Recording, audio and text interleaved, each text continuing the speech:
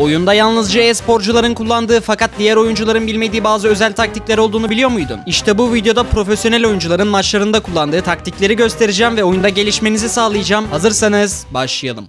İlk taktiğimiz baz savaşçısı için. Eğer rakipte kit görürseniz baz ile kiti kesmenin çok kolay bir yolu var. Eğer kit sizin üzerinize atlarsa siz hemen başka bir yere süper atıp üstünüzdeki kiti rahatça kesebiliyorsunuz. Fakat bu taktiği uygulamak için refleksleriniz iyi olmalı. Şimdi de Chuck için bir taktik verelim. Bu savaşçıyı neredeyse her zaman soygunda oynayacağınız için hedefimiz kasaya mümkün olduğunca fazla hasar verebilmek. Genellikle çoğu oyuncu son direği tam kasanın üzerine atar. Fakat bunun çok daha iyi bir yolu var. İlk direği kasanın biraz önüne, ikinci direği de kasanın arkasına atıyoruz. Böyle yaparsanız süper attığınızda kasaya tam 2 defa vurabiliyorsunuz. Ultinizi atarken üstteki direğe gittiğinizden emin olun. Bir başka taktik ise Miko için. Miko'yu soygun dışı oynadığınızda çoğunlukla mermi çalan yıldız gücünü kullanmalısınız. Ve eğer şimdi vereceğim taktiği yaparsanız her durumda ekstra bir tane merminiz olacak. Yıldız gücü için bir bar olduğunu fark etmişsinizdir. Bu bar doluyken rakibe vurursanız bir tane mermi çalabiliyorsunuz. Ama en rahat şekilde vurmak için barda olmadan hemen önce rakibe yaklaşmak için bir mermi atın. Ve bar tam dolduğunda rakibe zıplarsanız toplamda 4 mermi atmış oluyorsunuz. Melody için de güzel bir taktiğimiz var. Bu savaşçıyla iş yapmak için her zaman ultinizin olması lazım. Normalde süperiniz 5 vuruşta doluyor. Ancak birinin tam içine girip vurursanız süperiniz daha hızlı doluyor ve 3 vuruşta doldurabiliyorsunuz. Ayrıca böyle yaparsanız daha fazla hasarda vurabiliyorsunuz. Bunun sebebi siz birine vurduğunuzda notalar hep sizin merkezinizden çıkıyor. İçinizden çıkan notayla rakibe vurduğunuzda da hem daha fazla hasar hem de daha hızlı süper doldurabiliyorsunuz.